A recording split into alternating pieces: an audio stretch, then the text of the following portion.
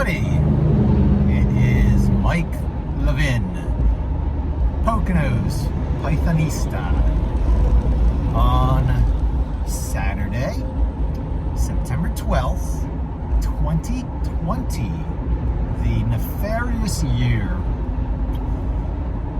When I hear stay on I-80 East for 45 miles, I hear it's time for a video.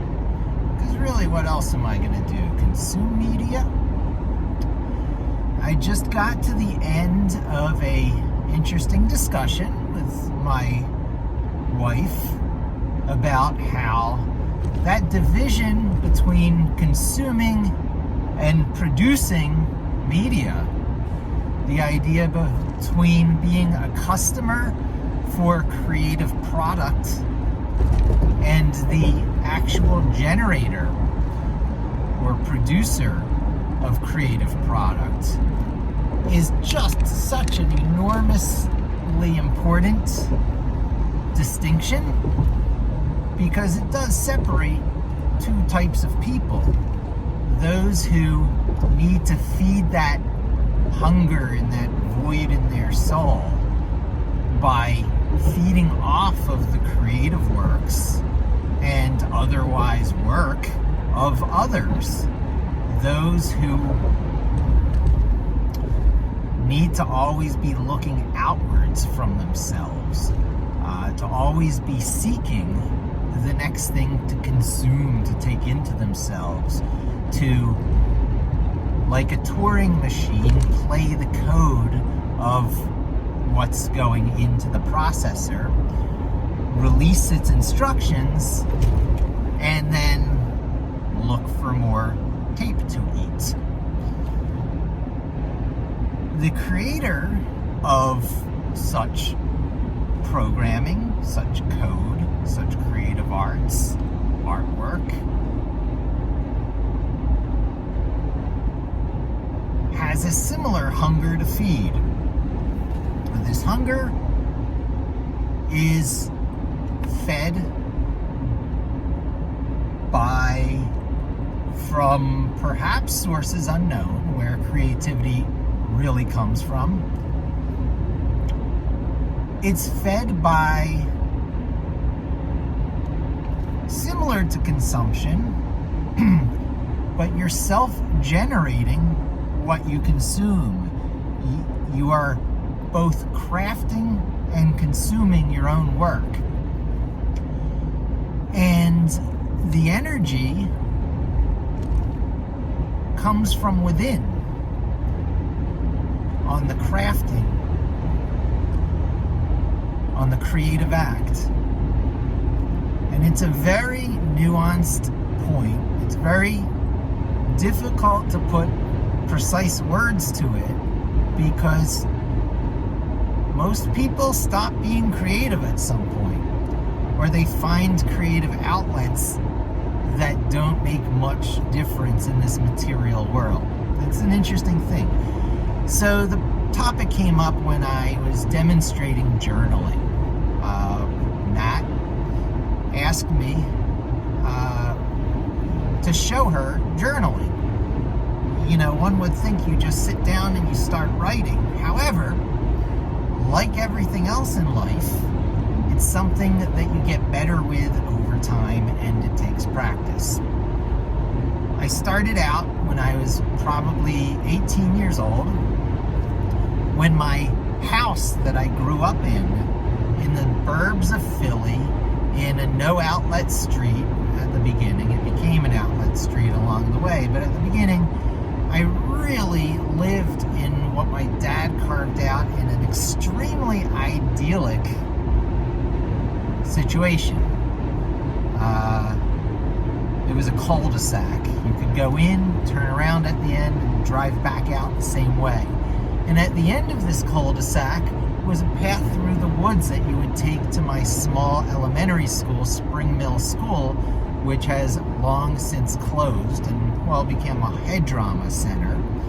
So in the middle of the woods, instead of being this quaint little elementary school, that used to have this big water wheel, and the house was still standing there, hence Spring Mill School. It's a head trauma center in the middle of the woods. Slightly different vibe. So things change. Things just change. And by the time I was turning 18, my parents had both been divorced for a number of years. And my dad was getting ready to sell the house because it's the only place he had equity to buy a business that he felt he still needed to have in order to produce income in order to pay for school for me.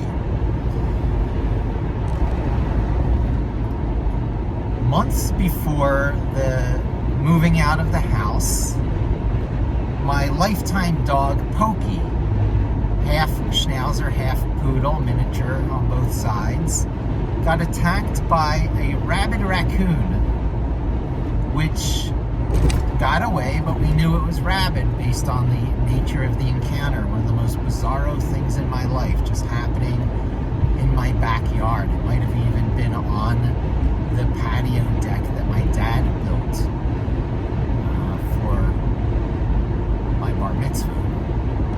When he was out of work, having gotten too old for any of the jobs available for a textile engineer in New York City, and knew that to stay in the business he would have had to have moved to New York City, uprooted us, or moved overseas. All this got deep into my psyche. I moved to New York City for the job market, probably on the first opportunity that seemed right to me.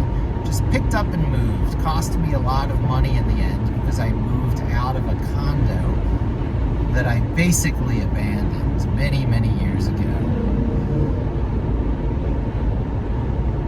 I think a lot of people who have surrounded me in my life have been horrified at that fact.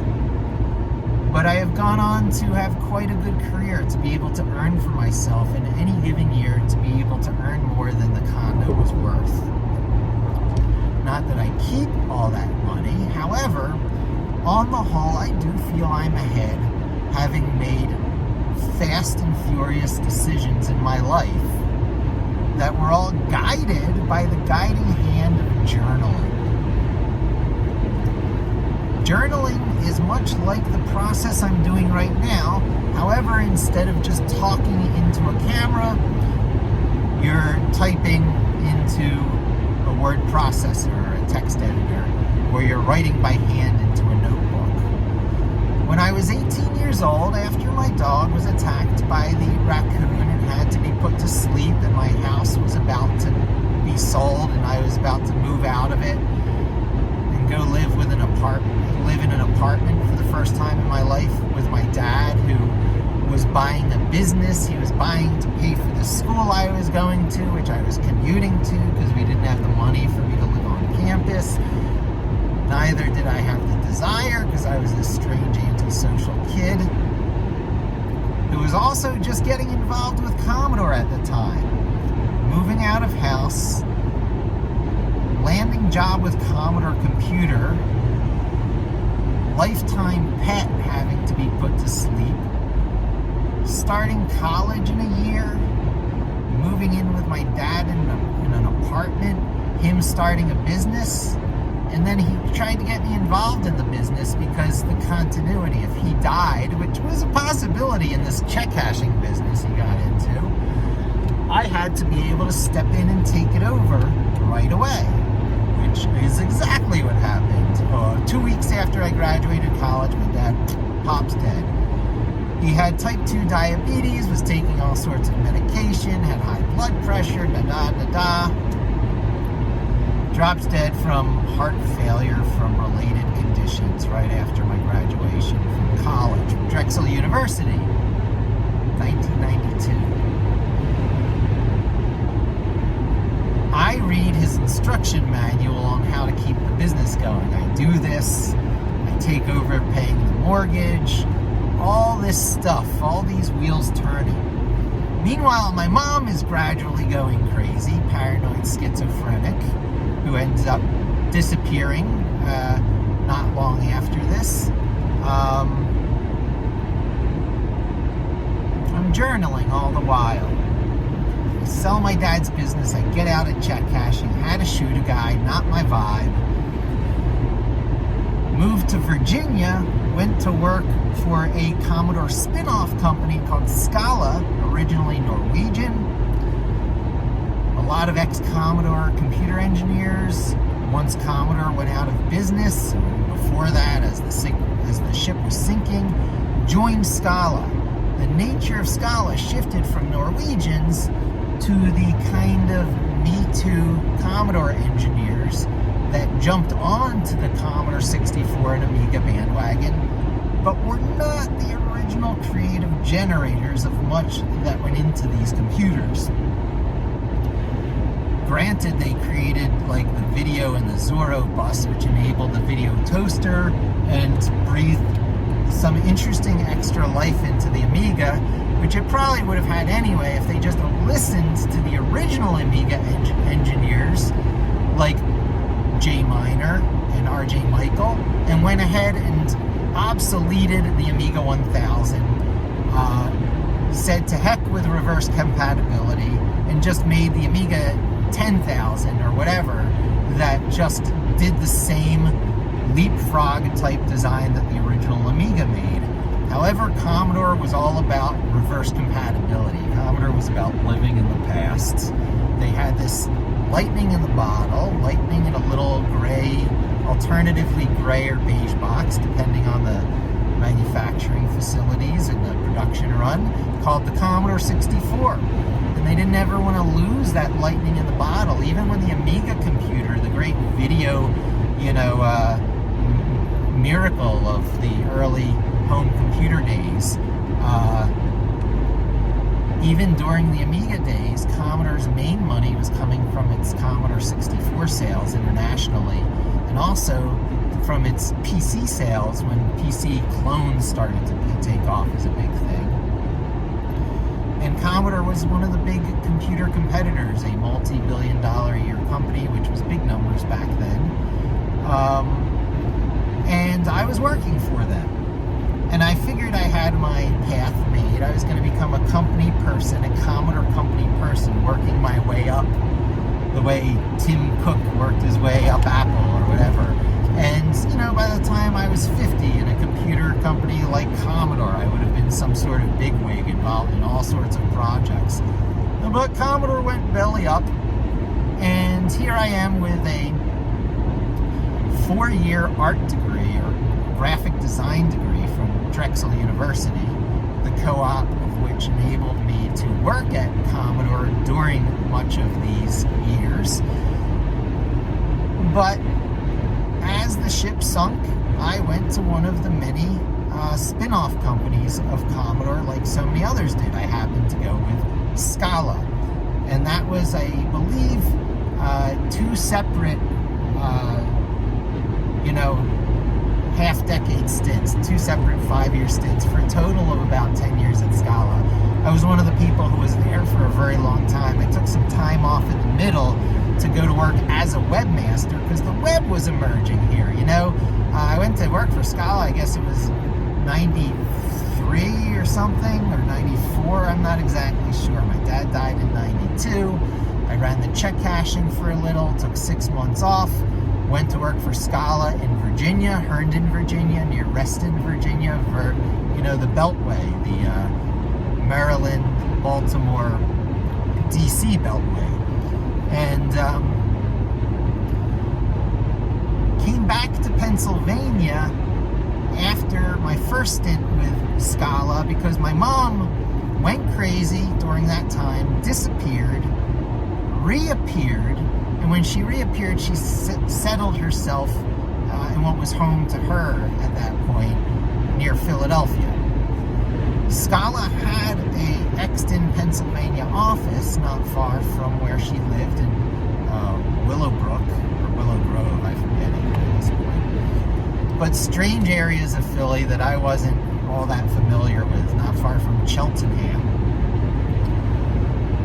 So I moved back into the condo that I had never sold by that point, even though I was in Virginia for quite a few years. That was all lost money, paying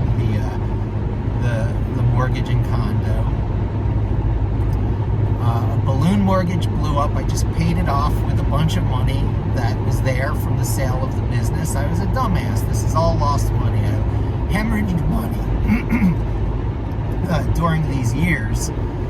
But I had no idea what I was doing. If I just dumped the money into Google or whatever in those early days, Amazon, I would be made in the shade. I would be, sipping drinks on an island. But I would not be continuing to challenge myself and feeding my soul and remaining very young. If you'll recall, I am 50 years old. I had my 50-year birthday the end of August last month. And I am the carpenter. I had to make the choice between the walrus and the carpenter. I definitely went the carpenter route. I am skilled in a lot of things that are still high paying. Because of lockdown, you can telecommute more easily. It's a much different world than my dad was in. And when he was my age making these decisions, he didn't have all the choices I had because he was in the textiles industry and because the internet and technology was not as advanced as it is today. And he was not willing to make the cut your losses, move on, live in the now decisions that I had frequently made, from just picking up and moving to New York, to getting married, to later getting divorced, to getting remarried, to moving back to Pennsylvania, and now what? Now talking about journaling on YouTube, because through all this, I was sorting things out by talking to myself in a very similar fashion to what I'm doing right here. And I dealt with all the similar anxieties and fears and initial inertial resistance to getting started that my wife Nat is now facing. Journaling ain't easy. Talking freely ain't easy. It's one of my superpowers. I brag that I don't edit my YouTube videos. And yes, I'm not producing a single video that I know will go on to be that million-view video and be the source of my income. Because I've got the source of my income, and I probably make a lot more than most YouTubers. And I like it, and I enjoy what I'm doing, and I don't particularly want to upset the apple cart. And my most important thing beyond, I guess, general happiness, lack of day-to-day regrets, making sure I'm doing right by my kid, by Addie, doing right by my wife, doing right by myself. Beyond just doing that on a day-to-day basis, my highest priority is protecting my earning potential. My dad went obsolete. I have a dad issue, fear of obsolescence.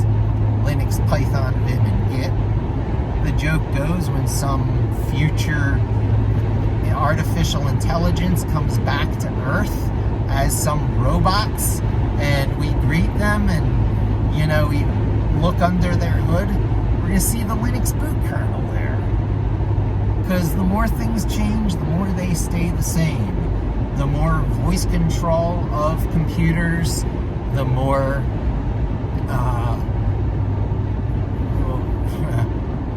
different graphical user interfaces, the transition from browser on desktop to native mobile apps on phones. The more things change, the more they stay the same. The process to get a piece of hardware up and running for the first time is still about the same on everything. There's all kinds of little complications that are introduced for various reasons, mostly security, so that the boot process isn't compromised. But once you take control of those scripts that are running at the early boot stages, you can take control of that machine and you can make it do anything. And that's where the beginning of my earning potential starts because I'm a Python Jupyter Notebook Anaconda user, unlike many others.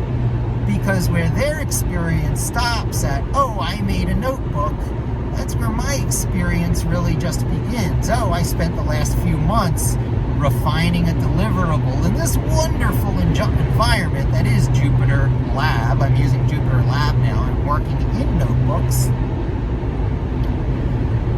And now it's time to automate it. It's got to go from Lost style automation, where a human has to be there and hit the button every day, like they had to do in Lost,